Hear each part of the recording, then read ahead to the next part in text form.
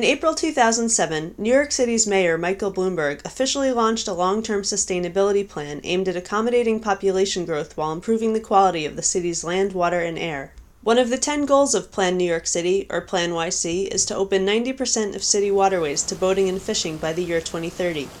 The plan combines traditional wastewater treatment solutions with environmentally friendly methods for handling stormwater, including proposals for 1 million more trees, landscaping around parking lots, and an economic incentive to encourage the development of green roofs. I think what is different is that now the city is starting to turn towards methods that emphasize infiltration of water into the subsurface in many parts of the New York City area. However, Department of Environmental Protection and Plan YC officials are often confronted with skepticism about whether the plan will be fully operational before the mayor leaves office in 2009. I think Plan YC is a groundbreaking document, but we're at the beginning of the beginning of the beginning. And it'll be interesting to see how it plays out politically, and it will be interesting to see whether the city has the capacity and can do the things it needs to do to develop the capacity to actually implement a lot of these great ideas that are part of Plan New York City. Let's plant those trees. Let's get permeable pavement. Let's get green roofs.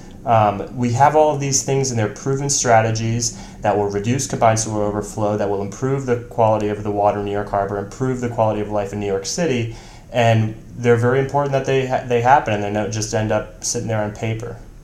Brianna Wolf, policy analyst for the Mayor's Office of Long-Term Planning and Sustainability, declined to comment for this project, writing in an email, "Unfortunately, we are not far enough along in our planning process to be able to discuss the solutions we will implement."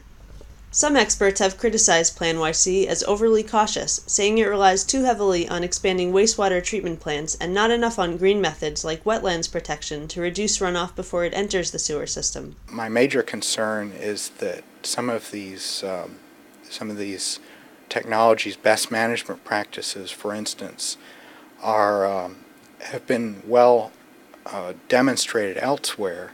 And they really represent a win-win situation for everybody because they would improve water quality and reduce some of the flooding, and they will make the environment better for all of us. And so I think I would like to see those best management practices implemented on a much wider scale.